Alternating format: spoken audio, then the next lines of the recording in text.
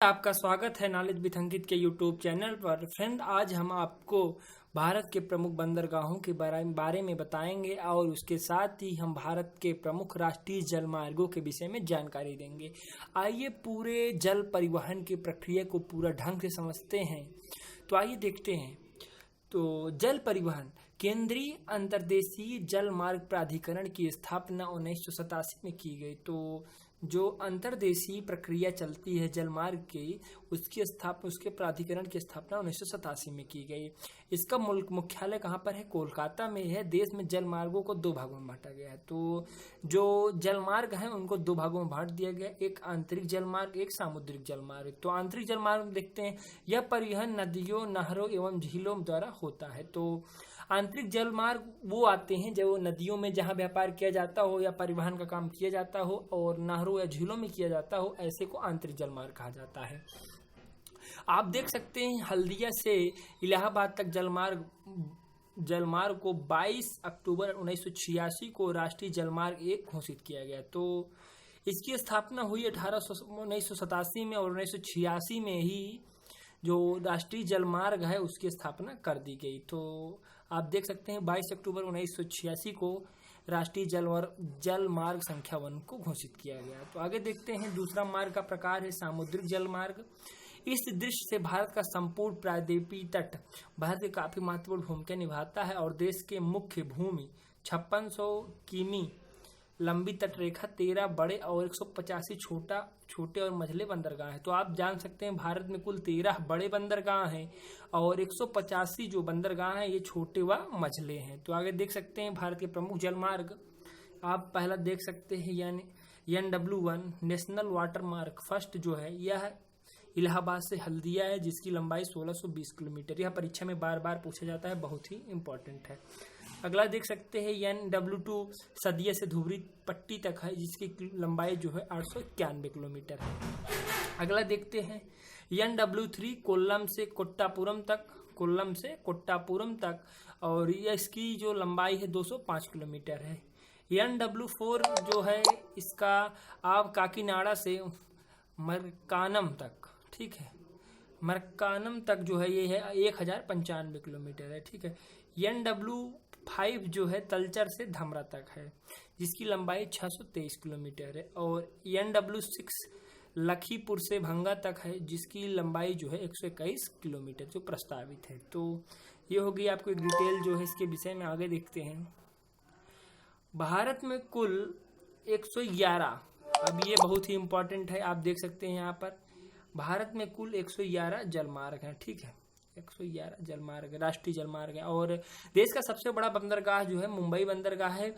बड़े बंदरगाहों में जो है इसका नियंत्रण जो है केंद्र सरकार करती है, जबकि छोटे बंदरगाहों को संविधान के तहत समवर्ती सूची में शामिल किया गया है। तो जो छोटे बंदरगाहों को जो है समवर्ती सूची में शामिल किया गया है और बड़े बंदरगाहों को जो है केंद्र सरकार नियंत्रण रखती है। तो समवर्ती सूची आप जानते हैं जिसपे केंद्र और राज्य दोनों का अधिकार हो, ऐसी सूची को समवर्ती सूची कहा जाता है, जिनका प्रबंधक संबंधी राज्य सरकारें करती हैं। तो जैसे जिन बंदरगाहों का संबंध राज्य सरकार से होगा वो राज्य सरकारें करेंगी और जिसपे केंद्र का हक होगा केंद्र उस पर अपना कानून निर्मित करेगी। तो आप जानते हैं देश का सबसे बड़ा प्राकृतिक बंदरगाह विशाखापत्तनम है।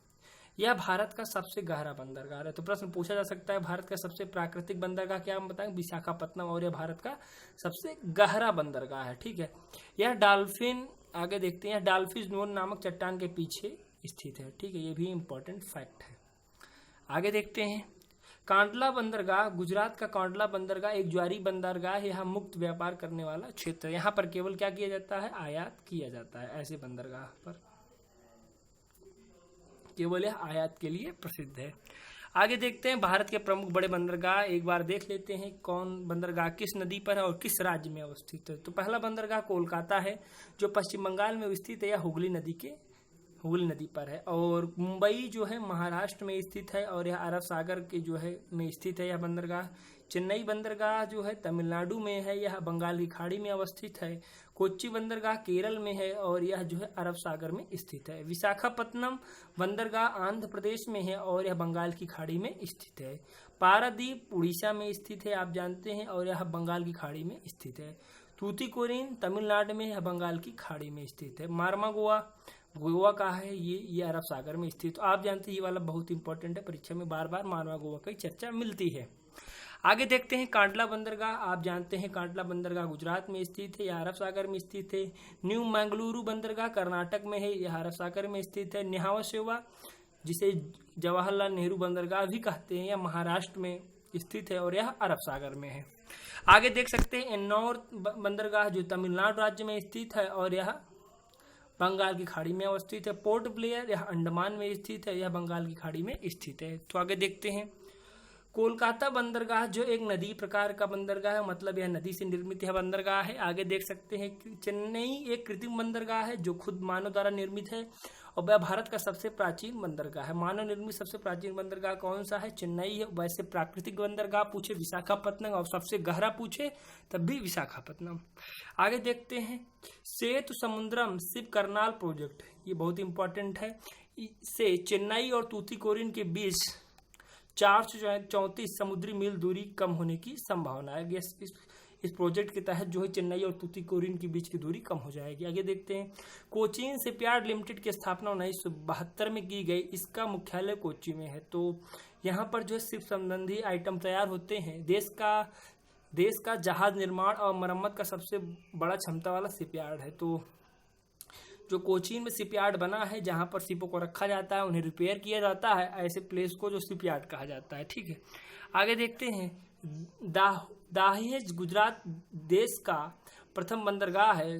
दाहेज गुजरात में स्थित यह बंदर देश का पहला ऐसा बंदरगाह है जो रसायनों के निपटान हेतु स्थापित किया गया। तो रसायनों के निपटान हेतु स्थापित किया गया था, इसलिए इसे रसायन बंदरगाह कहा जाता है। तो आप पूछ सकता है कौन सा ऐसा बंदरगाह है जिसे रसायन बंदरगाह कहा जाता है, तो आप बताएंगे दाहेज को जो है जो गुजरात में स्थित है, इसे कौन सा बंदरगाह कहा जाता है? इसे रसायन बंदरगाह कहा जाता है। प्लीज फ्रेंड्स चैनल को लाइक, सब्सक्राइब और शेयर करना ना भूलें। मिलते हैं नेक्स्ट वीडियो में।